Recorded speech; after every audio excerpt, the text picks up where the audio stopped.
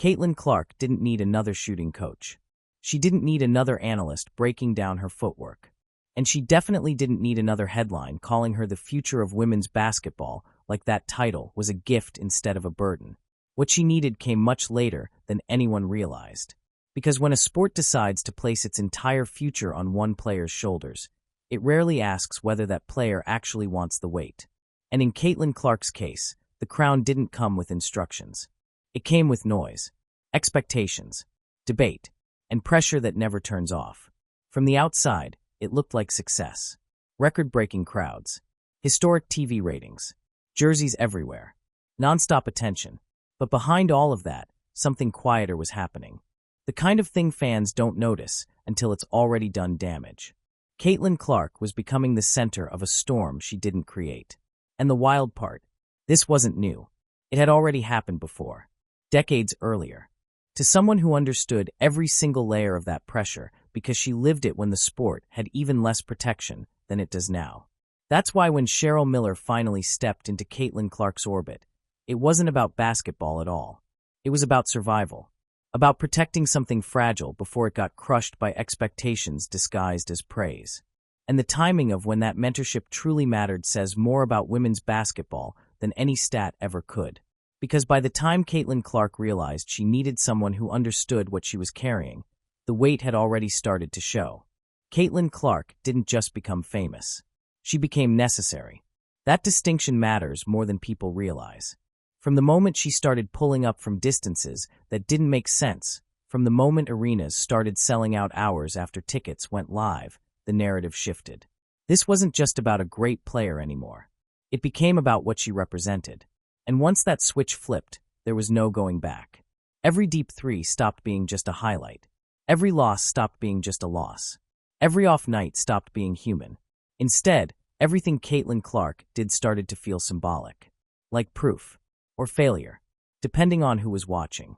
She didn't ask for that role. It was handed to her. Quietly at first. Then all at once. As Iowa's games started pulling in numbers that rivaled, and sometimes beat, NBA broadcasts, the conversation around her changed tone. It stopped being about whether she was good. That debate ended quickly. What replaced it was something heavier. Something far more dangerous for a young player. People started asking what she meant for the sport. That sounds like praise. But it's not. Not really.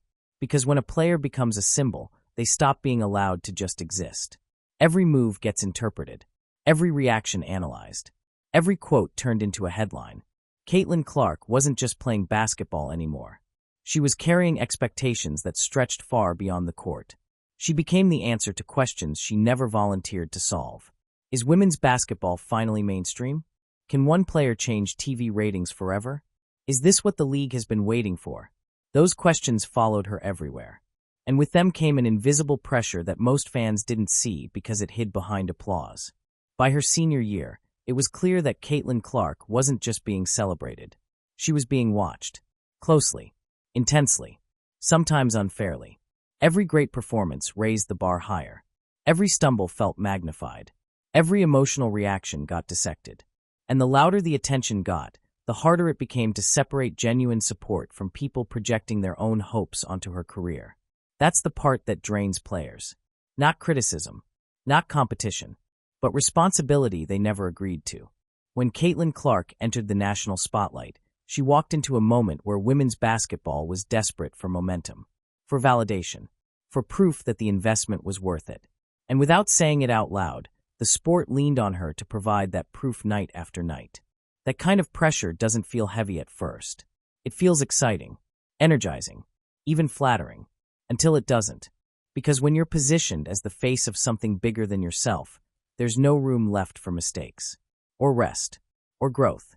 And there's definitely no space to struggle quietly.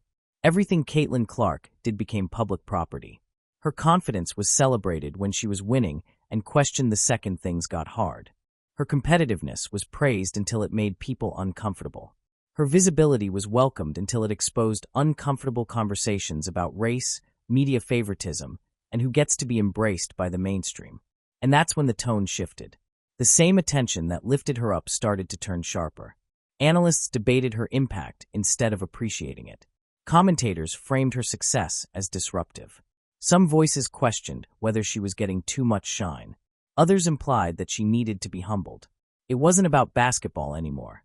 It was about control. And Caitlin Clark felt it. By the time she stepped into the professional league, the expectations didn't reset. They multiplied. The rookie grace period never really existed. She wasn't treated like someone learning. She was treated like someone who owed immediate results. Every hard foul felt intentional. Every rough stretch felt like confirmation to critics. Every reaction became a talking point. What fans often miss is that pressure doesn't always come from hate. Sometimes it comes from love that demands too much. From people who say they support you, but only if you keep delivering miracles on schedule. That's the weight Caitlin Clark was carrying. Not just fame, not just criticism, but the sense that she had become a measuring stick for an entire sport's progress. And when that realization finally settled in, it became clear that talent alone wasn't going to be enough to protect her. Because history had already shown what happens when a player carries that kind of spotlight alone. And someone who survived that exact fire was watching closely. But that connection didn't happen on a court. It didn't happen during a game. And it definitely didn't start with basketball advice. What came next was quieter, more personal, and far more important. And that's where Cheryl Miller enters the story. The pressure Caitlin Clark felt wasn't just intense. It was unfamiliar in a way that made it harder to prepare for. Because this wasn't the kind of pressure that comes from doubters saying you can't do something. This was pressure built from belief taken too far. From a sport that didn't just want her to succeed, but needed her to.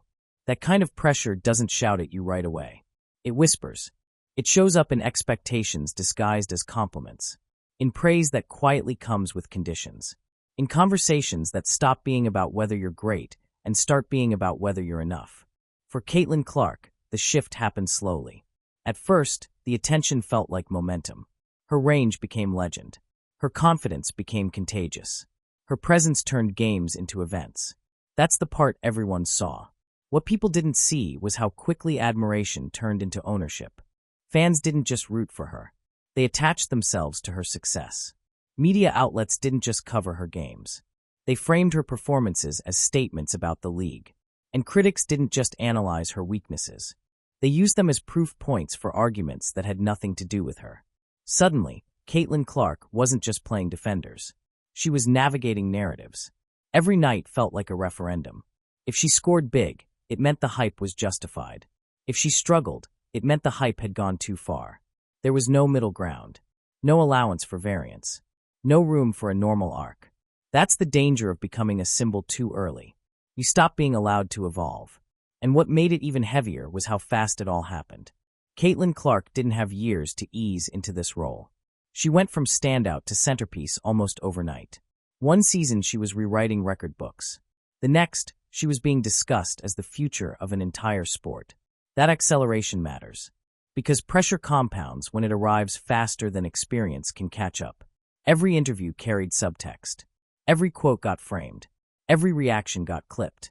Even silence became something people read into. And while all of this was happening publicly, the internal toll was building quietly. Because no matter how confident a player looks, no one is immune to the feeling that they're being watched not just to succeed, but to validate other people's beliefs. That's when pressure stops being motivational and starts being exhausting. The league wanted growth. Networks wanted numbers. Fans wanted highlights. And Caitlin Clark stood at the intersection of all of it, expected to deliver without ever showing the strain. What made it worse was the contradiction baked into the attention. On one hand, she was celebrated as a generational talent. On the other, she was scrutinized like she hadn't earned the spotlight. Praised for bringing eyes to the game, but questioned for receiving too much of the attention. That tension created a no-win situation. If she dominated, she was accused of overshadowing others. If she struggled, she was labeled overrated. If she spoke confidently, she was called arrogant. If she stayed quiet, she was framed as disconnected. That's not basketball pressure. That's cultural pressure. And it follows you everywhere. By the time Caitlin Clark transitioned to the professional level, the spotlight didn't reset. It intensified. The physicality increased. The schedule tightened. The margin for error shrank. But the expectations stayed just as unrealistic. She wasn't allowed to be a rookie. She was expected to be an answer. And that's when the difference between skill development and emotional survival became obvious. Because talent can carry you through tough matchups. Work ethic can carry you through long seasons. But nothing prepares you for being turned into a symbol without consent. That's the part most people don't understand. Caitlin Clark didn't choose to be the face of women's basketball. She didn't campaign for it. She didn't claim it. It was placed on her by momentum, media, and a system desperate for a breakthrough moment. And once that crown is placed on you, taking it off feels impossible. This is where history quietly repeats itself. Because decades earlier, another player stood in a similar spotlight. Another player dominated in a way that forced people to pay attention. Another player carried expectations that stretched far beyond the court. And that player learned the hard way what happens when a sport isn't ready to protect the stars it leans on the most. She saw the same signs in Caitlin Clark. The same energy. The same pressure curve. The same warning signals people ignore when they're too busy celebrating success. And that's why Cheryl Miller didn't see Caitlin Clark as just another great player. She saw a familiar burden forming. One she knew better than almost anyone. And once you understand that connection, everything that came next makes a lot more sense. Cheryl Miller didn't need a scouting report to understand what Caitlin Clark was facing. She didn't need advanced stats. She didn't need highlight packages. She didn't need social media discourse to explain it. She recognized the danger immediately because she had already lived it.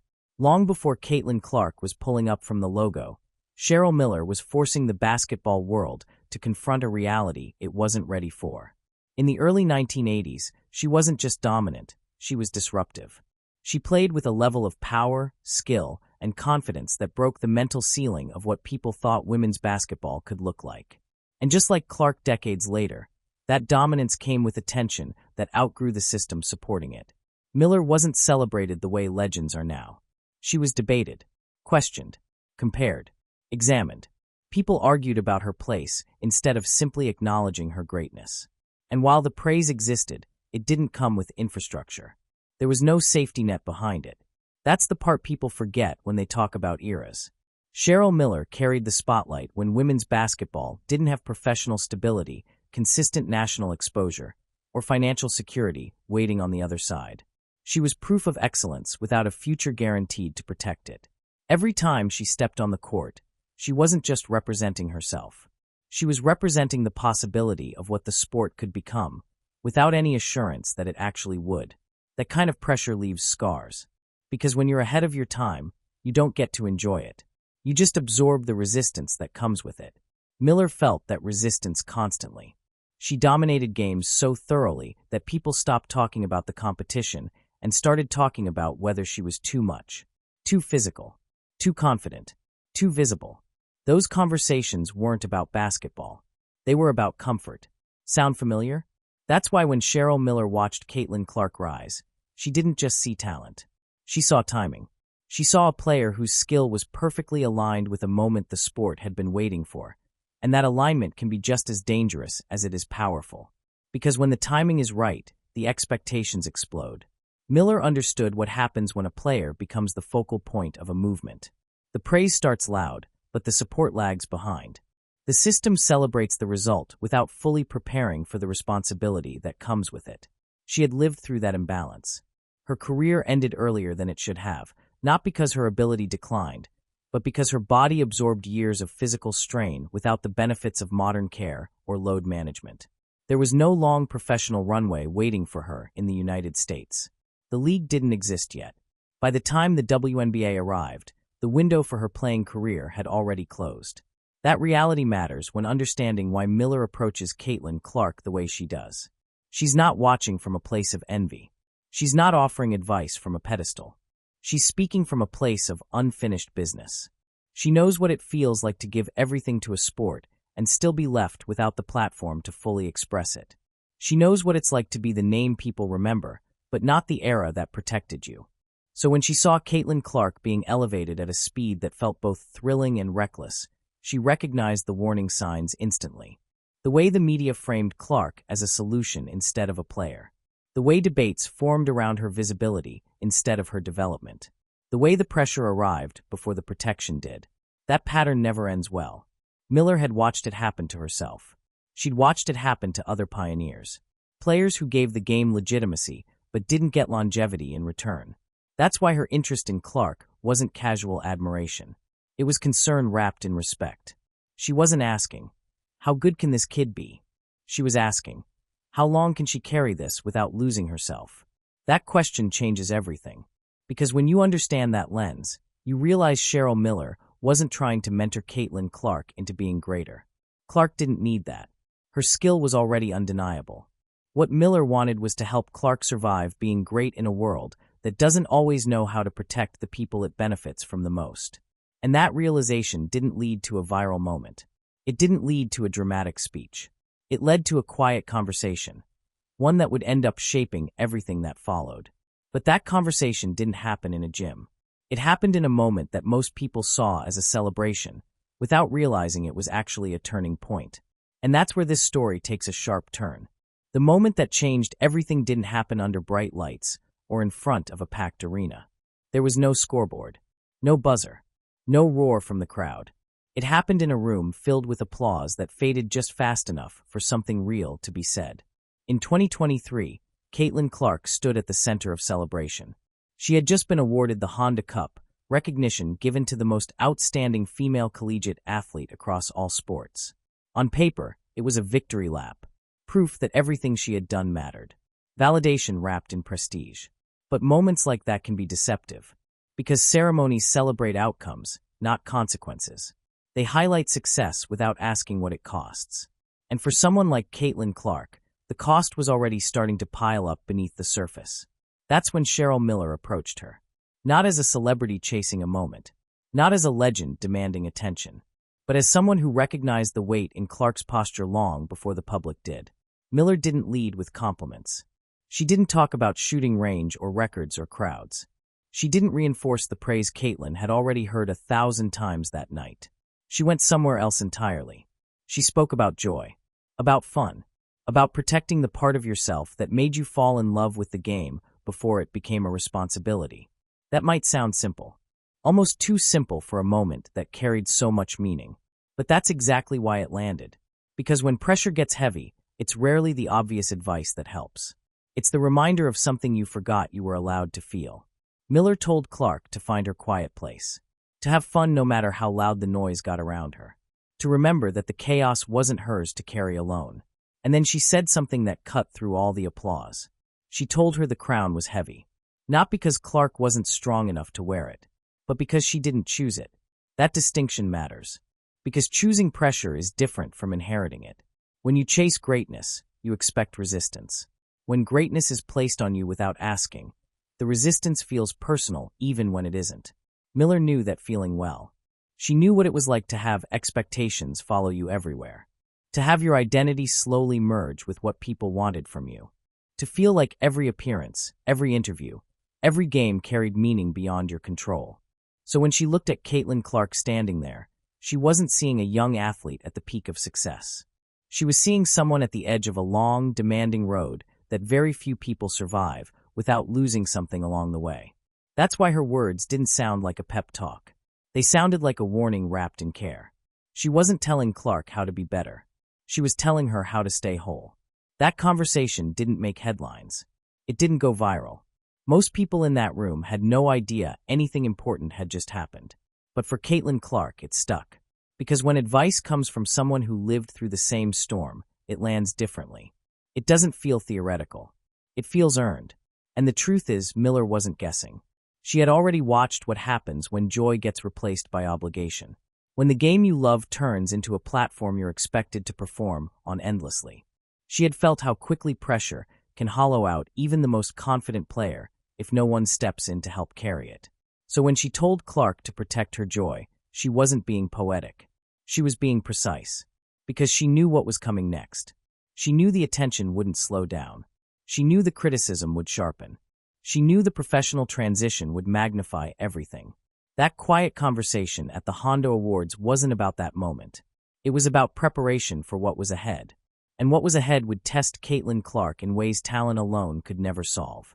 The noise was about to get louder. The expectations heavier. The margin for error smaller. And before long, Clark would find herself in the exact situation Miller had been trying to prepare her for.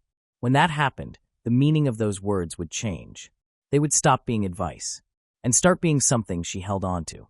The transition to the WNBA was supposed to be the reward. A fresh start. A new chapter. A place where Caitlin Clark could finally just play basketball again. But that's not what happened. Because the spotlight didn't dim when she left college. It followed her. And instead of softening, it hardened. From the moment Caitlin Clark stepped onto a professional court, the expectations arrived fully formed. There was no adjustment period. No patience. No learning curve allowed. The conversation wasn't about how she would grow into the league. It was about what she would prove immediately. That's a dangerous place for any rookie to live. The Indiana Fever didn't open the season with momentum. The schedule was unforgiving. The chemistry was still developing. And Clark was stepping into a physicality she had never experienced at that level before. Defenders didn't ease her in. They tested her. They crowded her. They hit her. Every possession felt like a message. Welcome to the league. But what made it heavier wasn't just the contact. It was how every moment got framed afterward. Hard fouls turned into debates. Missed shots became evidence. Tough stretches were treated like verdicts.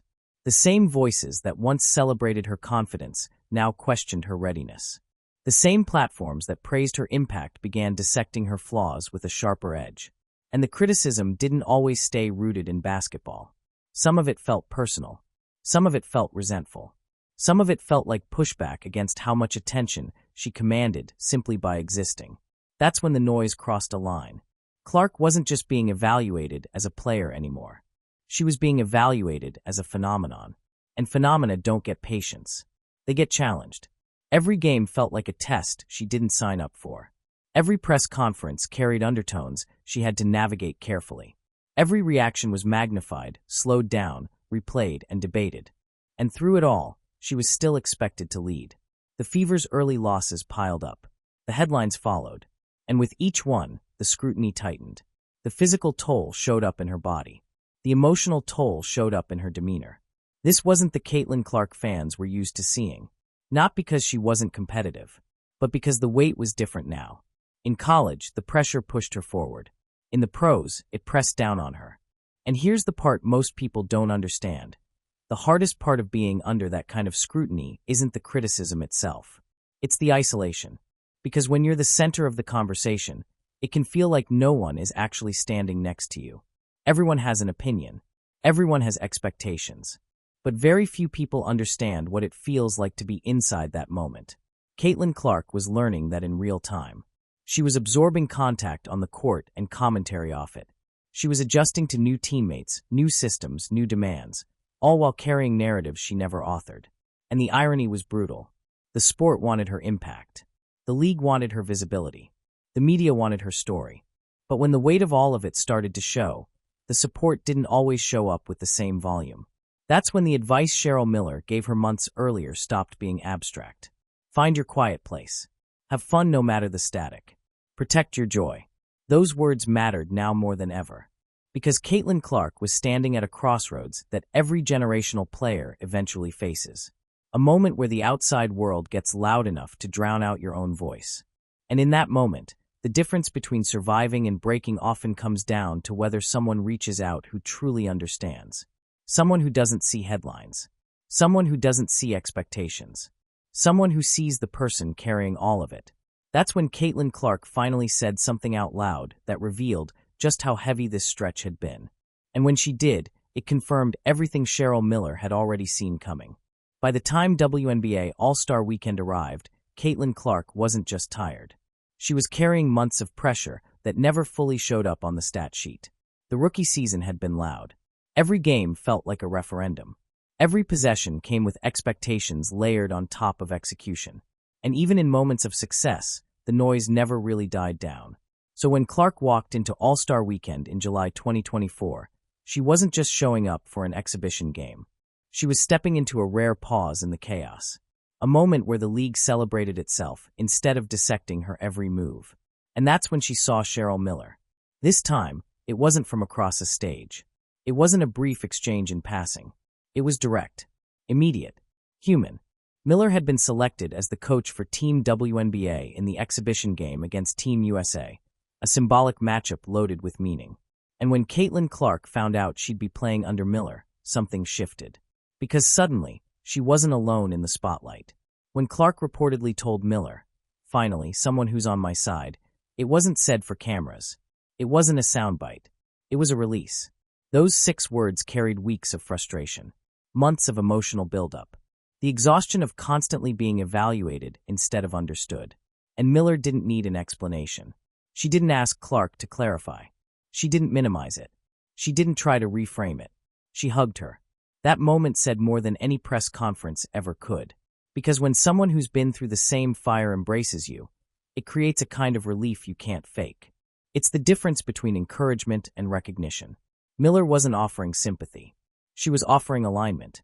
She knew what Clark meant because she had lived it. The feeling of carrying a sport's hopes while absorbing its contradictions. Being praised and pushed back against at the same time. Feeling celebrated and isolated in the same breath. That's the kind of understanding that doesn't need words. Throughout All-Star Weekend, Miller spoke about Clark with a tone that stood out. It wasn't performative praise. It wasn't media-friendly flattery. It was grounded respect. She talked about Clark's basketball IQ, her competitiveness, her ability to elevate everyone around her. But she also acknowledged the pressure openly. She didn't pretend it wasn't there. She didn't sugarcoat it. She said what many people avoid saying out loud, that the crown is heavy, that Clark didn't ask for it, that the spotlight doesn't always feel like support. And by saying it publicly, Miller did something powerful. She validated Clark's experience in a space where it often gets dismissed. That matters more than people realize. Because when pressure is acknowledged, it becomes manageable. When it's ignored, it turns into something corrosive. For Caitlin Clark, this wasn't about validation from a legend. It was about being seen by someone who understood the cost of being great before the system knows how to protect you. Watching Miller coach Clark on the sideline felt different. It didn't look transactional. It didn't look strategic. It looked steady, like someone reminding you to breathe when everything else is speeding up. The game itself mattered. Team WNBA won. Clark played solid minutes. But the scoreboard wasn't the story. The relationship was. It felt like a torch being passed without ceremony. Not because Clark needed approval, but because Miller recognized responsibility. Responsibility to prepare her. Responsibility to protect her joy. Responsibility to make sure history didn't repeat itself without intervention. Because Miller knows what happens when players are left to navigate this alone. And she wasn't going to let Caitlin Clark walk that road without someone standing beside her. But this wasn't the first time Miller had shown up when Clark needed grounding. There was another moment, quieter and easier to miss, that mattered just as much. And it came at a time when Caitlin Clark needed proof more than praise. By late May, the season had already taken a toll. Losses stacked up quickly. Confidence was tested nightly. And the rhythm Caitlin Clark was used to playing with still felt just out of reach. The Indiana Fever weren't just losing games, they were searching for footing. New pieces, new roles, new expectations, all colliding at once. And for Clark, that adjustment came under a microscope few rookies ever experience. Every missed shot felt louder. Every mistake lingered longer. Every winless night added another layer of doubt to conversations she didn't start. That's why May 24th mattered so much. On paper, it was just a regular season game. Indiana versus Los Angeles. No banners. No headlines waiting to be written in advance. But inside that game lived something far more important than the final score. When the Fever finally pulled out a 78-73 win over the Sparks, it wasn't just a box score moment. It was relief. It was proof that the chaos didn't define them. And for Caitlin Clark, it was the first moment where the weight eased just enough to breathe. Her first WNBA win wasn't flashy. It wasn't perfect. But it was real. And sometimes, that's all a player needs to reset their footing. What Clark didn't know at the time was that Cheryl Miller was in the building. Watching. Waiting. Understanding exactly what that moment meant. After the game, Miller didn't rush the spotlight. She didn't wait for cameras.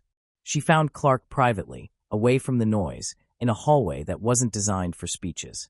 And what she said there mattered just as much as anything she'd said before. She told Clark to savor it. Not to rush past it. Not to downplay it. Not to immediately move on to the next challenge. Savor it. Then she added something even more important. Use this as a formula. But keep being you. Those words weren't motivational fluff. They were strategy for survival. Miller knew how quickly wins blur together when pressure is constant. She knew how easy it is to treat success like an obligation instead of a moment worth holding on to. And she understood that when confidence starts slipping, players don't need hype, they need reminders. Reminders that they belong. Reminders that progress isn't linear. Reminders that the version of yourself that got you here is still enough. That's why Keep Being You wasn't just encouragement. It was instruction. Because pressure has a way of convincing players to change, to shrink their game, to second-guess instincts, to adjust personality to fit expectations. Miller had seen that happen before. She had felt it herself. So when she told Clark to keep being who she is, she was guarding against the most dangerous shift of all, losing your identity in the noise. That hallway conversation wasn't dramatic. It wasn't public. It didn't trend. But it mattered. Because it reframed that win as more than a result. It turned it into a foundation. Something Clark could return to mentally when the pressure crept back in. And it would creep back in. The season didn't suddenly get easy. The attention didn't fade. The expectations didn't loosen. But something had changed. Clark now had a moment she could hold on to. Proof that she could weather the storm without becoming someone else in the process. And she had someone reinforcing that message who knew exactly how fragile that balance could be. That's what makes mentorship different from advice. Advice tells you what to do. Mentorship reminds you who you are. Cheryl Miller wasn't trying to mold Caitlin Clark into something new. She was making sure the league didn't squeeze the joy out of what already made her special. And in that moment, standing in a quiet hallway after her first professional win, Caitlin Clark wasn't just celebrating a victory. She was reclaiming a piece of herself. But the deeper meaning of that exchange wouldn't fully reveal itself until you step back and look at what Cheryl Miller never had, and what Caitlin Clark now represents. Because once you understand that contrast, this story stops being about basketball altogether. To understand why Cheryl Miller approaches Caitlin Clark with so much care, you have to understand what was missing from her own story. Not in terms of greatness, not in terms of legacy, but in terms of opportunity. Cheryl Miller didn't lack talent. She lacked timing. She played in an era where excellence didn't automatically create pathways, where dominance didn't come with infrastructure, where being the best didn't guarantee security or longevity. When Miller finished her college career, there was no professional women's league in the United States waiting to catch her. No packed arenas ready to chant her name every night.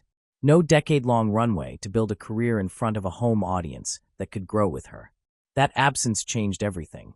Instead of stepping into a league built to support her, Miller had to watch from the sidelines as the sport slowly worked its way toward stability years after her body had already paid the price. By the time the WNBA officially launched, her playing days were over. The window didn't just close. It never really opened. That reality is difficult to fully grasp from the outside because history often compresses careers into highlights and accolades. But living it is different. Miller didn't get the chance to experience what it feels like to be a professional star in America during her prime. She didn't get to build season after season of momentum.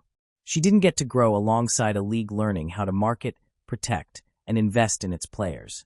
She helped build the foundation, but she never got to live in the house. That kind of experience changes how you see the next generation. Because when Miller looks at Caitlin Clark, she doesn't just see success. She sees access.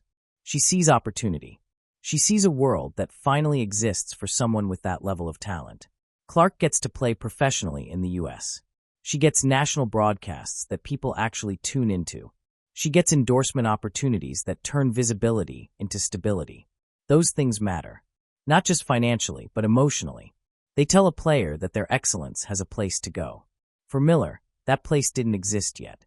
And instead of bitterness, she chose perspective. She understands that the opportunities Clark has didn't appear out of nowhere. They were built slowly, painfully, by players who pushed without guarantees. Players who played for love, pride, and possibility more than payoff. That's why her mentorship doesn't come with resentment. It comes with responsibility. Because Miller knows how easy it is for a sport to benefit from a player's success without fully protecting the person behind it. She knows how quickly joy can get lost when expectations outpace support. And she knows that just because the league has grown doesn't mean the pressure has softened. In many ways, it's gotten heavier. Clark has more resources than Miller ever did. More visibility. More reach. But she also carries a different kind of burden. One that comes from being constantly visible in a world that never looks away. Miller understands that contrast better than almost anyone.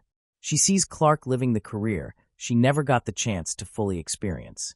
And instead of looking back with regret, she looks forward with intention.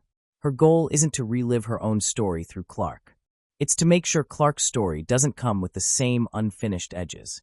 That's why she doesn't flood her with technical advice. Clark doesn't need that. The game itself has already proven her ability. What Clark needs is guidance on how to exist inside the spotlight without letting it hollow her out. How to accept opportunity without absorbing expectation. How to stay connected to the joy that made her special before the world decided what she should represent. This is where the generational bridge becomes visible. Miller's era fought for space. Clark's era fights to survive attention. Different battles. Same stakes. And when those two realities meet, mentorship stops being optional. It becomes necessary. Because history doesn't just repeat itself through mistakes. Sometimes it repeats itself through silence. Cheryl Miller refuses to be silent this time. She's making sure the lessons she learned without protection don't disappear with her generation. She's passing them forward while there's still time to make a difference. And that makes this relationship bigger than inspiration. It turns it into intervention. Because the real danger isn't failure. It's losing yourself while succeeding. And that's exactly what Miller is trying to prevent. But the story doesn't end with what Miller gives to Clark. It continues with what Clark now carries forward, knowingly or not. Because once you understand the cost of the spotlight, you can't unknow it. And Caitlin Clark is now standing at the edge of that realization. At a certain point, greatness stops being about skill. That's the part most fans don't want to hear. Because skill is measurable. It's comfortable. You can point to stats, records, efficiency, wins. You can debate it safely. But survival is harder to talk about. Survival forces you to admit that talent alone doesn't protect you from the weight that comes with being exceptional. Cheryl Miller knows this better than almost anyone. That's why everything she's given Caitlin Clark has circled back to the same theme, whether she says it directly or not. Protect your joy. Stay grounded. Keep being you. Find quiet in the chaos. Those aren't basketball instructions. They're survival tools. Because the real threat to Caitlin Clark's career was never going to be defenders figuring her out. It wasn't going to be physicality alone. It wasn't going to be cold shooting nights or tough road games. The real threat was erosion. The slow loss of joy. The gradual disconnect from identity. The feeling that you exist more for other people's expectations than for yourself. That's how players burn out without ever saying it out loud. Miller has seen that pattern unfold repeatedly. Players who arrive with fire and leave feeling drained. Athletes who give the sport everything they have, only to realize too late that no one taught them how to protect the part of themselves that made greatness possible in the first place. That's why she keeps repeating the same message to Clark, even when the circumstances change. Because pressure doesn't announce itself when it's doing damage. It sneaks in quietly. It convinces you to sacrifice joy for approval. It tells you to be smaller, safer, quieter. It disguises itself as professionalism. And once that shift happens, it's hard to reverse. Caitlin Clark is at the stage of her career where that danger is very real. She's visible everywhere. Her games are dissected in real time. Her personality is analyzed. Her reactions are framed. The expectations don't pause just because she's human. And yet, she's still young. Still learning. Still evolving. That contradiction is exhausting. Miller understands that survival at this level isn't about ignoring pressure. It's about managing it without letting it define you. That's why she steps in when Clark looks overwhelmed instead of waiting for a collapse. That's why she offers grounding instead of instruction. That's why she shows up in moments that don't make headlines.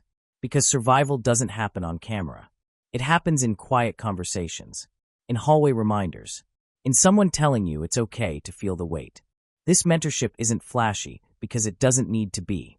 Its value isn't in publicity. It's in presence. Miller isn't trying to turn Clark into a symbol. The world already did that. She's trying to help her stay a person inside the symbol. That's a rare gift. And it's one most generational players don't receive until it's too late. What makes this moment different is timing. Clark is still early enough in her career to absorb these lessons without cynicism. She hasn't hardened yet. She hasn't detached yet. She hasn't lost the spark that made her special. Miller sees that and protects it fiercely. Because she knows what happens when the spark fades. She's lived it. She's watched it happen to others. She's felt the cost of carrying too much for too long. This is why their connection resonates so deeply. It's not about stats. It's not about highlights. It's about continuity. One generation refusing to let the next repeat the same emotional damage in silence. And now, whether Caitlin Clark realizes it fully or not, she carries that responsibility forward. Because someday, she'll be the one watching a younger player rise too fast. She'll recognize the same signs. She'll hear the same debates. She'll see the same pressure forming. And when that happens, the question won't be whether she knows what to say. It will be whether she chooses to say it. This is how legacies really move forward. Not through trophies, but through protection. And that's what Cheryl Miller is doing right now. Quietly, deliberately, and with the urgency of someone who knows exactly what's at stake. What comes next will determine whether this cycle finally changes. Because Caitlin Clark isn't just shaping her own career anymore. She's shaping how the sport treats the next player it decides to place a crown on. And that realization changes everything. When you zoom out far enough, this story stops being about Caitlin Clark and Cheryl Miller as individuals. It becomes about timing, about responsibility, about what happens when one generation finally refuses to let the next one carry the same weight alone. Cheryl Miller didn't get the career arc she deserved in America. Not because she wasn't great, but because the world wasn't ready for her greatness yet. She helped push the game forward without ever getting the chance to stand fully in what she helped create. Caitlin Clark is living in the world Miller's generation built. Full arenas, national broadcasts, real money, real attention. But with that progress came a new version of pressure. Louder, faster, more constant, different era, same burden. What makes this moment rare is that Miller saw it early. She didn't wait for burnout. She didn't wait for bitterness. She didn't wait for the joy to disappear before stepping in. She reached back while Caitlin Clark was still finding her footing. She didn't try to mold her. She didn't try to control her. She didn't try to relive her own career through her. She protected her. That's the difference between admiration and mentorship. Because mentorship isn't about teaching someone how to win. It's about teaching them how to survive winning without losing themselves. Caitlin Clark is still at the beginning of her story. The pressure hasn't gone away. The expectations haven't softened. The spotlight hasn't dimmed. If anything, it's only getting brighter. But now, she isn't carrying it alone. She has someone in her corner who understands the cost of being ahead of your time. Someone who knows that talent isn't what breaks players. Silence is. Isolation is. Unchecked expectation is. That's what Cheryl Miller refuses to allow this time. And years from now, when people talk about Caitlin Clark's legacy, they'll point to records. They'll point to moments. They'll point to numbers. But the most important influence on her career might never show up in a box score. It might be the fact that when the pressure was at its heaviest, someone who had already walked through that fire stepped in and said, "You don't have to do this alone." That's how the game actually grows. Not just by producing stars, but by learning how to protect them. And the next time the sport crowns someone as its future, maybe the lesson Cheryl Miller passed down will still be there, quietly doing its work. Because greatness doesn't just need opportunity. It needs care. If you want to stay ahead of stories like this, the real ones that go deeper than highlights, the pressure they don't show on TV, the moments that shape careers behind the scenes, make sure you're subscribed. We don't just follow the game here. We follow what the game does to the people inside it. Hit subscribe, turn on notifications, and stay locked in, because the next chapter in women's basketball is already unfolding, and you don't want to miss what happens when the cameras aren't looking.